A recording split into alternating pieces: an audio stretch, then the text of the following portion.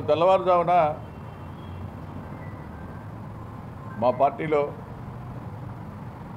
యువ నాయకుడైనటువంటి కైకాల చరణ్ ఒక మంచి కార్యకర్తే కాకుండా పార్టీ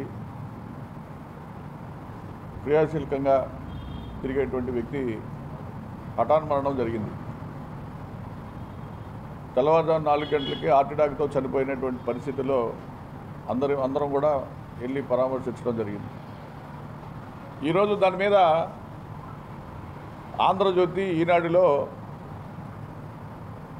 ఒక ఐటమ్ని చూడటం జరిగింది. వెల్లంపల్లి సీనయ్య గారు వేధింపులతోనే కైకాల చరణ్ చనిపోయాడు అనేది వార్త చూడటం జరిగింది. అంటే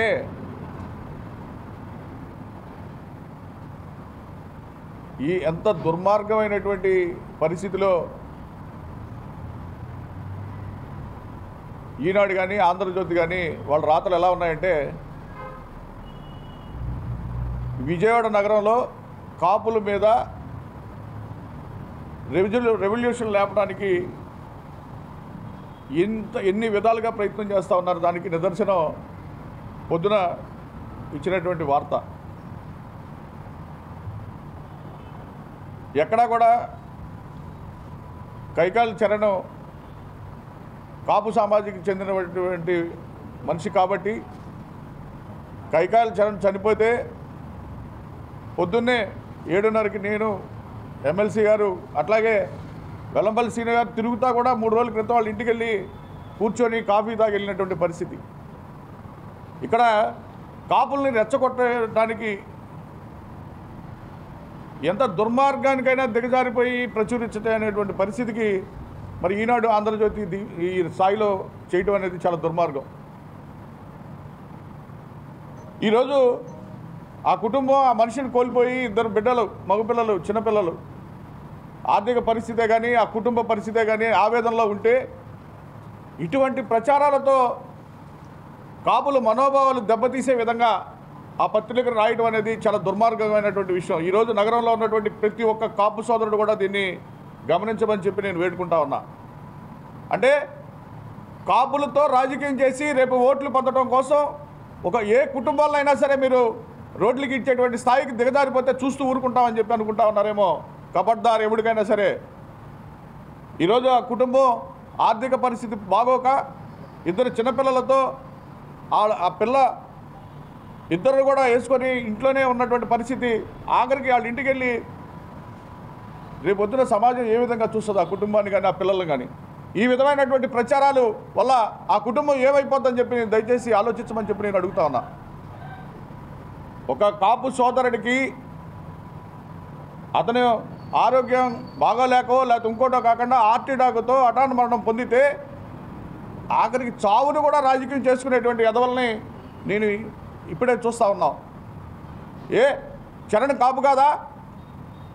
ఆ కుటుంబానికి ఆదుకోవాల్సింది కాపు సోదరులాగా అందరూ వెళ్ళి ఆదుకోవాల్సినటువంటి పరిస్థితి పోగా ఆంధ్రజ్యోతిలో కానీ ఈనాడులో రాసినటువంటి రాతలు ఏ విధంగా ఉన్నాయి? ఎప్పుడో డబ్బులు ఎవరెవరి దగ్గర కలెక్ట్ చేసుకున్నాడని పబ్లిసిటీ ఇస్తారా చరణ్కి? అంటే అతను వైసీపీలో తిరగడం, విష్ణు గారు వెనక కానీ వెల్లంపల్లి సీని గారు వెనక కానీ తిరిగితే దీని వెనకాల ఏదో కుట్రకోణం దాగి ఉంది. వెల్లంపల్లి సీని గారు వెనకాల తిరుగుతున్నారని, అతన్ని ఎవరో బెదిరించున్నారని, ఆ బెదిరింపుకి ఆ ఒక్క భయం చేతే హార్ట్ అటాక్తో చనిపోయాడేమోనని మేము ఇప్పుడు బాధపడుతూ ఉన్నాం. మేము ఆందోళన చెందుతూ ఉన్నాం. ఈ కుట్రకోణం వెనకాల నిగ్గదీయాల్సినటువంటి అవసరం ఉంది. నేను చెప్తా, నేను సాక్షిలో రాపిస్తా, కానీ మేము అంత నీచానికి దిగజారిపోయే స్థాయిలో మేము లేము. మా కార్యకర్త అయినా వాళ్ళ ఇంటికి వెళ్ళి వాళ్ళకి సానుభూతి తెలియజేసి వాళ్ళకి అన్ని కార్యక్రమాల్లో కూడా మా వాళ్ళు వైసీపీ కార్యకర్తలు అందరూ కూడా అక్కడే ఉండి దగ్గరుండి చేసినటువంటి పరిస్థితి. కుటుంబాలని ఆదుకోవటం పోయి ఆ కుటుంబాన్ని రోడ్డుకి ఇచ్చి ఓట్లు అడుక్కునే స్థాయికి దిగజారిపోతా ఉంటే ఇంకా రాజకీయం ఇంకా ఎక్కడికి తీసుకుపోతా ఉన్నారు? ఆఖరికి కాపుల పరిస్థితి ఏంటి అని చెప్పి నేను అడుగుతా ఉన్నా. కాపు సంఘాలతో చరణ్ మరణం మీద ప్రెస్ మీట్ పెట్టిస్తారా మీరు? అంటే చరణ్ని రోడ్డు మీదకి లాగి ఆ కుటుంబంతో రేపొద్దున మీరు ఓట్లు అడుక్కుంటారా? ఇది ఎంత దుర్మార్గమైనటువంటి చర్య. దీన్ని అందరూ కూడా ఖండించాలి. ఈ నగరంలో కాపు సోదరులు అందరూ కూడా దీన్ని ముక్తకంఠంతో ఖండించాలి. ఎందుకంటే రేపు ఈరోజు చరణకి జరిగింది, రేపు ఇంకొక వ్యక్తికి జరగదని గ్యారంటీ ఏంటి అని చెప్పి నేను అడుగుతా ఉన్నా. శవాల మీద పైసలు ఏరుకునే వాళ్ళని చూసాం, కానీ శవ రాజకీయం చేసి ఓట్లు అడుక్కునే వాళ్ళని ఇప్పుడే చూస్తూ ఉన్నాం మేము. నేను మొదటి నుంచి చెప్తా ఉన్నా, తెలుగుదేశం పార్టీ వంగవీటి మోహన్ గారు చంపిన రోజు కాడి నుంచి కూడా కాపు వ్యతిరేక పార్టీ అది. ఆ పార్టీ కోసం, ఆ పార్టీ గురించి కానీ ఎక్కడికైనా పోరాటానికి కానీ మేము సిద్ధం.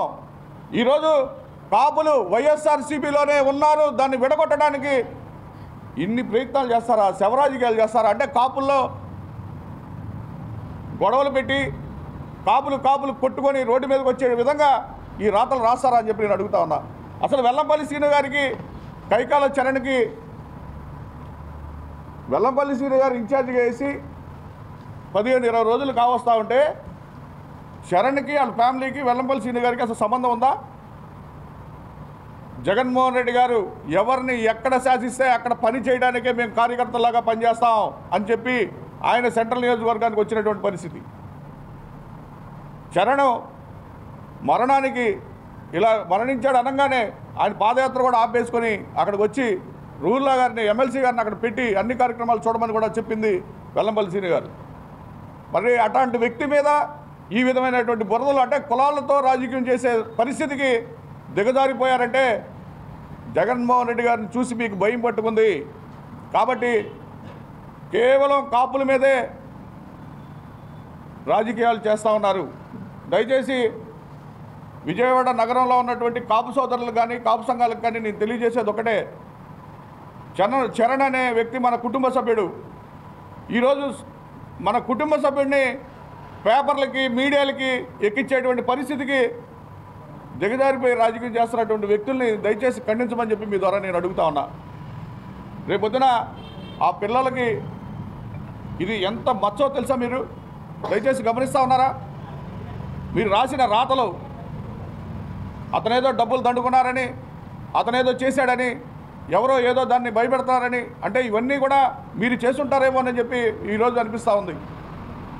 దయచేసి మీరు మంచి చేయకపోతే చేయకపోయారు, కానీ ఆ కుటుంబానికి మాత్రం చెడు చేయొద్దని చెప్పి దయచేసి ఈ విజయవాడ నగరంలో ఇప్పటి వరకు శాంతియుతంగా ఉన్నటువంటి వాతావరణమే చూశారు. కాపులు చాలా ప్రశాంతమైనటువంటి వాతావరణంలో ఉన్నారు. దయచేసి రెచ్చగొట్టి వేరే విధంగా చేసుకోవద్దని చెప్పి మీ ద్వారా నేను తెలియజేస్తా ఉన్నా. వాళ్ళ మదరు ఇచ్చినటువంటి, వాళ్ళ మదరు చెప్పినటువంటి విషయాలు పోనీ వాళ్ళ కుటుంబ సభ్యులు చెప్పారా, లేకపోతే వేరే ఎవరన్నా చెప్పారా వాళ్ళకి రాయమని? క్లోజ్ చేయండి బాగా.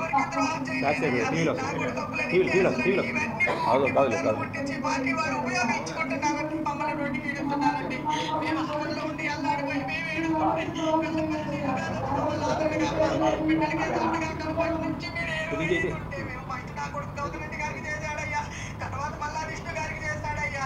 ఇప్పుడు ఈయన కొత్తగా వచ్చిన వెల్లంపల్లి శ్రీను గారికి చేయాలని తిరుగుతున్నాడయ్యా. ఇంతలోగా ఆయన మీద అన్ని పుకార్లు పుట్టించారయ్యా. మాకు ఆయనకి ఇంత మటుకు ఏది లేదయ్యా. ఆయన చాలా మంచి ఆయనయ్యా. చచ్చిపోయాడని తెలియగానే అందరూ వచ్చి మమ్మల్ని ప్రవాసించారయ్యా. మేము కంగారు పడమాగా నీ బిడ్డలకి ఏదో అండగా ఉంటానమ్మా అంటే దాన్ని మీకు ఒకటికి రెండుగా చూసుకొని సెన్నిట్ట అని వీడియోలకి ఎక్కించి మమ్మల్ని అల్లరి ఆగం చేస్తున్నారయ్యా. పార్టీలో మీరు గొడవలు పడకుండా మమ్మల్ని ఎందుకు ఎక్కిస్తున్నారు ఏంటయ్యా? మేము ఇంట్లో ఉండాలా? మేము కూడా మీరు పెట్టించే మొగాళ్ళకి ఆత్మహత్య చేసుకోవాలా? ఏం చెయ్యాలని మమ్మల్ని రోడ్డుకి ఎక్కిస్తున్నారయ్యా మీరు? రేపు వాళ్ళ కుటుంబ ఆత్మహత్యలు చేసుకుంటే ఎవరు దీనికి కారకులు? దీనికి సమాధానం చెప్పాలా? ఆ తల్లి మన ఆవేదనకి కానీ, భార్య పడుతున్నటువంటి వేదనకు కానీ, రేపు ఆ పిల్లల మీద పడే మచ్చకు కానీ దీనికి సమాధానం చెప్పకపోతే మేము ప్రైవేట్ కేసేసి ఆంధ్రజ్యోతి మీద, ఈనాడు మీద పరువు నష్టం దావా వేసి దాన్ని రోడ్డు మీదకి లాగుతామని చెప్పి మీ ద్వారా నేను తెలియజేస్తాను. ఇది ఎంత దుర్మార్గమైన చర్య ఇది. ఆ కుటుంబానికి దిక్కు లేకుండా చిన్న కుర్రోడు 40 సంవత్సరాల లోపు ఉన్నటువంటి వ్యక్తి చనిపోతే ఈ విధంగా ప్రచారం చేసి కాపుల మనోభావాలు దెబ్బతీసే విధంగా ఆ పార్టీలు దిగజారిపోతే కాపులు అందరూ కూడా దయచేసి ఆలోచించమని చెప్పి నేను కోరుతా ఉన్నా. కేవలం సంక్షేమ ఫలాల్లో ఎక్కువ శాతం 70% ఆఫ్ ది పీపుల్ మనకి దీంట్లోనే ఉన్నారు కాబట్టి 70% మందికి లబ్ధి పొంది కాపులందరూ కూడా జగన్మోహన్ రెడ్డి గారు వెంటే ఉన్నారనేది వాళ్ళ యొక్క సర్వేలో బయటపడింది. కాబట్టి కాపుల్లో వ్యతిరేకత తీసుకురావడం కోసం, కాపులు కలయిక లేకుండా చేయడం కోసం ప్రతి కాన్స్టిట్యున్సీలో కూడా ఈ మొదలు పెడతారు. దయచేసి కాపు సోదరులు కానీ సంఘాలు కానీ ఆలోచించమని చెప్పి మీ ద్వారా నేను కోరుతా ఉన్నా.